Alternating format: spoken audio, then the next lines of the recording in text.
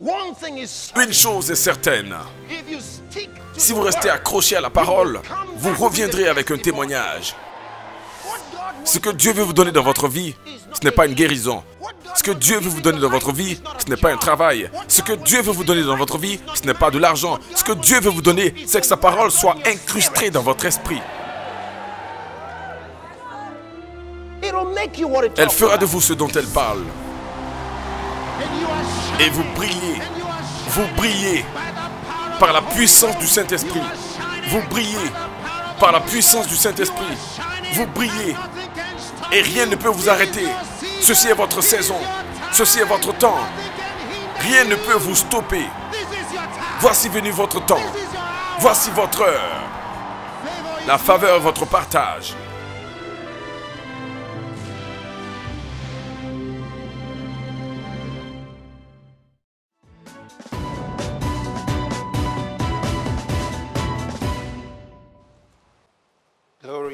Gloire à Dieu.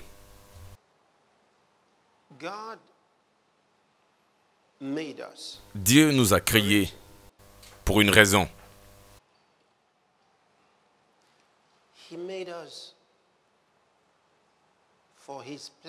Il nous a fait pour son plaisir.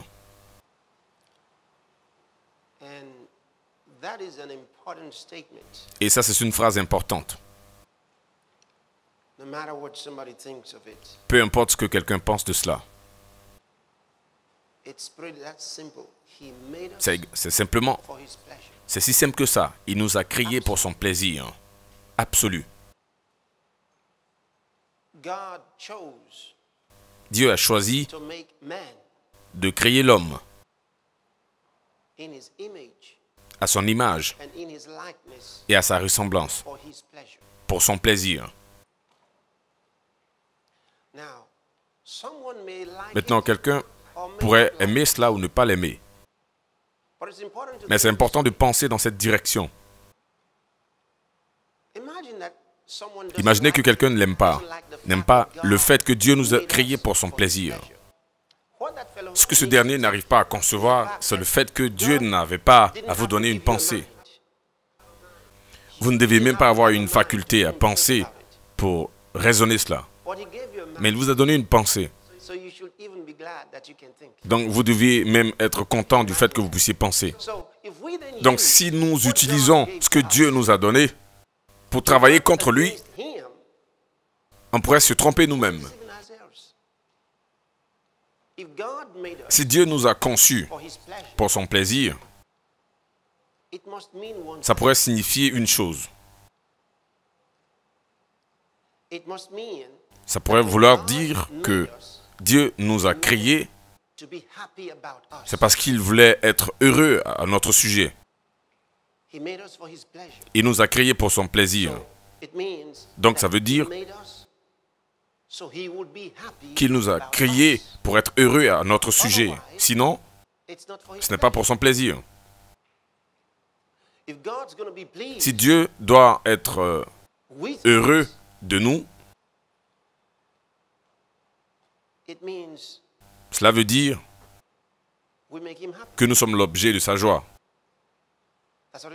C'est ce qu'il fait. Et si Dieu nous a créés pour son plaisir,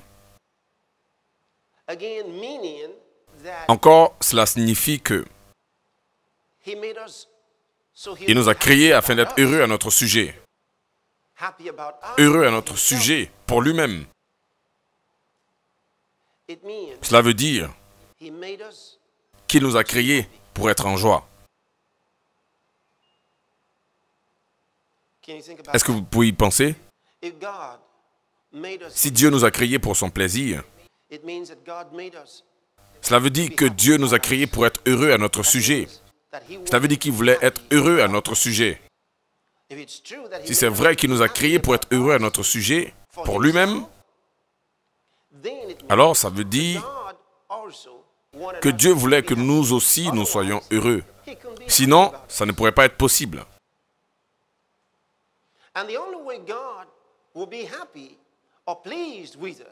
Et le seul moyen par lequel Dieu peut être heureux avec nous, c'est seulement si nous comblons ses attentes. Si nous rencontrons ses expectations, si nous devenons ce qu'il veut que nous puissions devenir,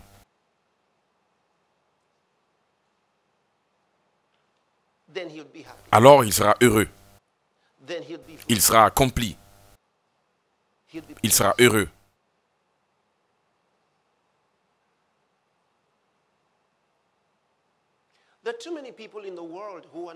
Il y a tellement de personnes dans le monde qui ne sont pas heureuses. Vous imaginez, ici, nous sommes en train de travailler tous les jours pour rendre d'autres personnes heureuses. N'est-ce pas vrai? C'est la raison pour laquelle nous sommes ici. Nous sommes ici parce que nous prêchons l'Évangile. Nous envoyons le message de Jésus-Christ dans le monde afin qu'ils puissent recevoir Christ et avoir une grande vie. On veut qu'ils naissent de nouveau et grandir dans la connaissance de Dieu pour marcher dans l'amour de Dieu. Ça, c'est ce que nous voulons. Cela veut dire que nous voulons qu'ils soient heureux. Mais vous imaginez combien ça serait misérable si nous, qui essayons de les rendre heureux, sommes nous-mêmes malheureux. Mais ça, c'est la situation auquel sont confrontés beaucoup. S'ils ne sont pas eux-mêmes heureux, comment est-ce qu'ils peuvent aider d'autres à être heureux? Beaucoup de personnes sont frustrées. Et si vous êtes frustré, vous allez aider aussi les autres à être frustrés. Ceux qui prêchent l'Évangile devraient être les personnes numéro 1 à être heureuses. Ça, c'est mon point de vue. Sinon, comment est-ce que vous pouvez le rendre possible pour quelqu'un d'autre?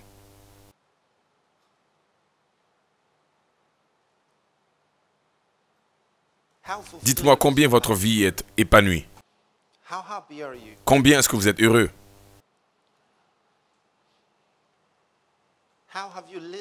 Comment avez-vous vécu jusque-là? Comment est-ce qu'elle est la vie de tous les jours pour vous?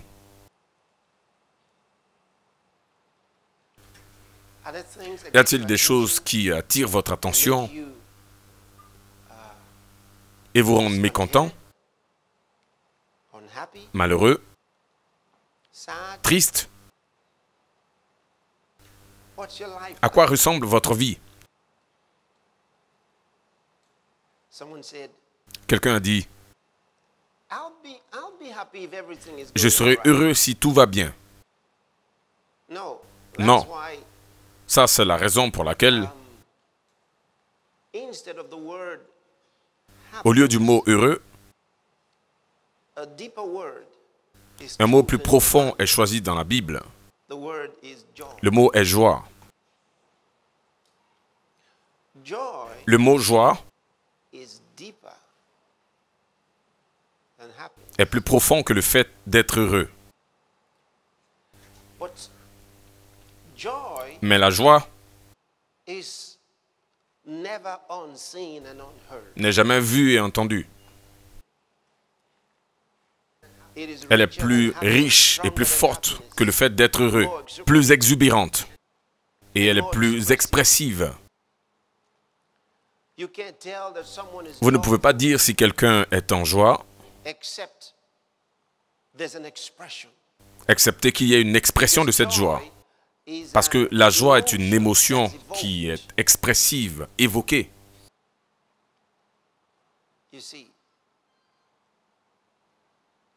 Alléluia. La joie, peut-être que vous devriez écrire la définition. Je ne suis pas sûr que vous pouvez avoir une vraie définition de la joie. Mais la joie est une émotion exprimée par la satisfaction, l'appréciation et le plaisir. La joie est une émotion qui est exprimée par la satisfaction, l'appréciation et le plaisir. Cela veut dire que Dieu était heureux à notre sujet. Vous savez, dans le livre de Genèse, la Bible dit que Dieu a tout créé. Et il a pensé, il a vu que c'était bon. Ça, c'est comme ça que Dieu a pensé à notre sujet. Il a dit que c'était bon. Cela veut dire qu'il était satisfait. Il a apprécié ce qu'il a fait. Et il en a pris plaisir. Donc, à partir du jour numéro 1, lorsque Dieu nous a créés, il a pensé que c'était très bon. C'est ce que la Bible dit. Il a vu que c'était très bon. Il était satisfait. Il a apprécié ce qu'il avait fait. Et il en a pris plaisir. Dieu était joyeux. Gloire à Dieu. Alléluia. Et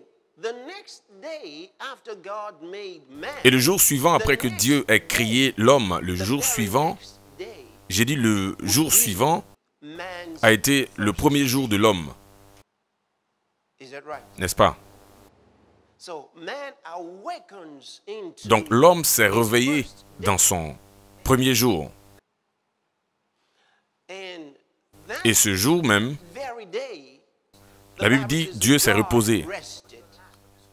L'homme était la dernière créature de ses créations.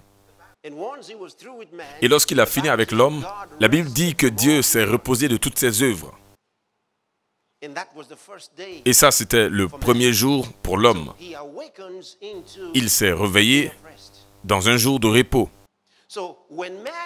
Et lorsque l'homme s'est réveillé, il n'a pas vu que Dieu était en train de travailler.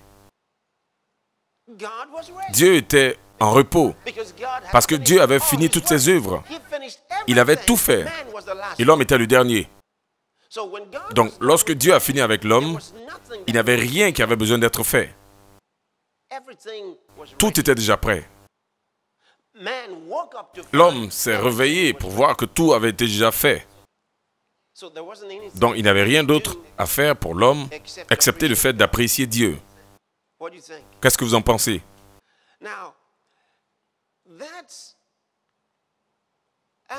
Et donc ça, c'était une expression du but réel de Dieu.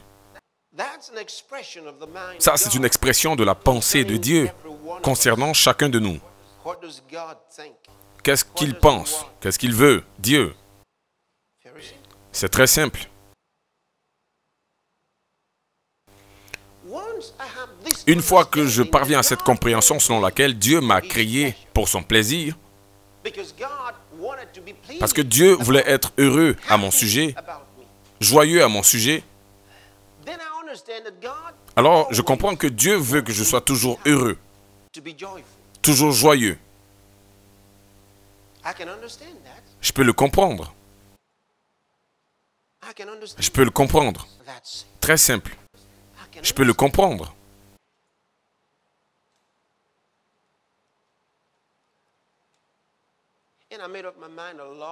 Et vous savez, il y a de cela très longtemps où j'ai pris la décision d'être aussi heureux que je puisse l'être, d'être aussi joyeux que je puisse l'être. Rien dans ce monde ne peut changer ce fait. Je serai toujours joyeux. Je serai toujours heureux. Rien ne peut changer cela. Et je n'ai pas besoin de quelqu'un pour le faire pour moi. Vous savez, il y en a qui pensent que les autres doivent les rendre heureux. Ils vivent leur vie toujours en attendant que quelqu'un les rende heureux. Ils sont frustrés parce que quelqu'un d'autre ne pense pas à eux. Ils pensent que quelqu'un ne prend pas soin d'eux. Moi, je ne pense pas comme ça. Moi, je pense que je dois être suffisamment grand pour prendre soin des autres. Ça, c'est comme ça que je pense. Je ne pense pas que quelqu'un doit s'occuper de moi. Moi, je pense qu'ils ont tous besoin qu'on prenne soin d'eux. Vous voyez, je le vois à partir de ce point de vue. Je ne pense pas que j'ai besoin de quelqu'un pour s'occuper de moi. Non. Je pense que je suis la main de Dieu. Ça, c'est comme ça que Dieu veut qu'on pense. Sinon, le fait que vous soyez heureux, votre joie vont dépendre des autres. Combien heureux est-ce qu'ils sont avec vous? Imaginez que vous avez un défi sur votre lit de travail. Ou peut-être que vos collègues ne sont pas heureux avec vous. Cela va détruire votre joie parce que depuis, votre joie a été dépendante du fait que les autres soient heureux avec vous. Imaginez que votre patron n'aime pas ce que vous faites et souvent vous adresse des paroles blessantes. Cela va détruire votre personnalité. Parce que depuis, vous avez vécu votre vie en espérant tout le temps avoir que quelqu'un vous dise une belle chose et vous ne l'obtenez pas. Il vous frustre tous les jours. Et le résultat de cela, c'est que vous allez avoir une apparence de vieille personne parce que vous êtes inquiété, vous êtes troublé, vous êtes malheureux. Donc vous n'êtes pas en train d'accomplir le but de Dieu pour votre vie parce que vous êtes une créature malheureuse. Vous voyez? Dieu vous a créé pour être joyeux, mais vous n'êtes pas joyeux parce que vous avez rendu le fait que votre joie soit dépendante de la réaction de d'autres personnes à votre endroit. Ne soyez jamais préoccupé de la réaction de d'autres personnes à votre endroit. Ça ne devrait jamais être un facteur de votre accomplissement, votre épanouissement dans la vie.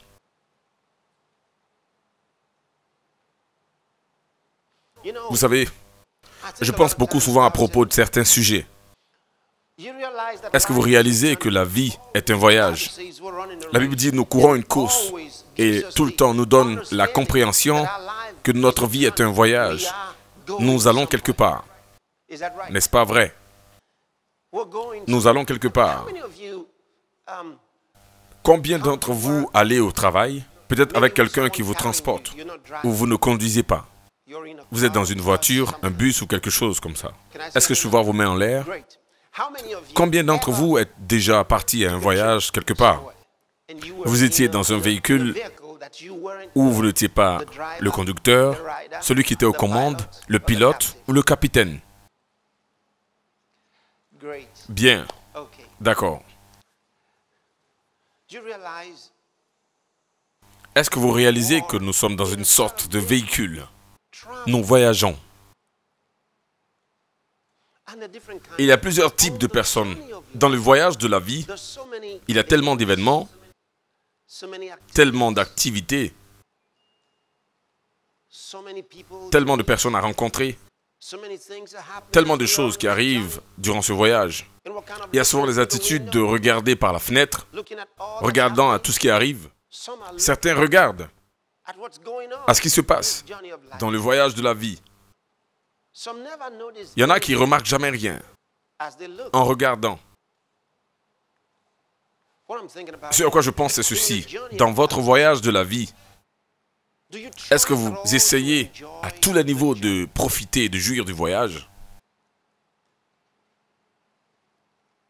Est-ce que vous essayez de jouir du voyage de la vie? Ou vous attendez à arriver à votre destination d'abord? La plupart des gens attendent d'arriver d'abord. Donc pendant qu'ils viennent au travail, tout ce à quoi ils pensent, quand j'arrive au bureau, voilà ce que je vais faire. Quand j'arrive au bureau, ils sont tellement préoccupés, leurs pensées sont tellement imbibées de l'option, de la destination, à telle enseigne qu'ils ne font pas attention à toutes les belles choses qui se passent entre là où ils sont et là où ils vont. Et il y a tellement de choses qu'il peut nous enseigner durant le voyage.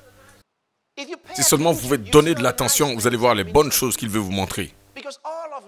Parce que toute la nature a une voix. Et tous les jours, Dieu cherche à nous parler avec les choses que nous voyons, avec les choses que nous entendons. Mais nous n'écoutons pas. Nous ne payons pas de l'attention.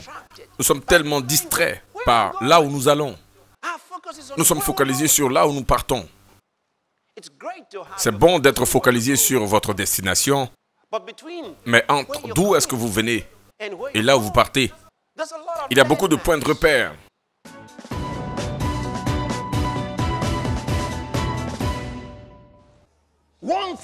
Une chose est certaine. Si vous restez accroché à la parole, vous reviendrez avec un témoignage. Ce que Dieu veut vous donner dans votre vie, ce n'est pas une guérison. Ce que Dieu veut vous donner dans votre vie, ce n'est pas un travail. Ce que Dieu veut vous donner dans votre vie, ce n'est pas de l'argent. Ce que Dieu veut vous donner, c'est que sa parole soit incrustée dans votre esprit. Elle fera de vous ce dont elle parle. Et vous brillez par la puissance du Saint-Esprit. Vous brillez par la puissance du Saint-Esprit. Vous brillez et rien ne peut vous arrêter. Ceci est votre saison. Ceci est votre temps. Rien ne peut vous stopper. Voici venu votre temps. Voici votre heure. La faveur est votre partage.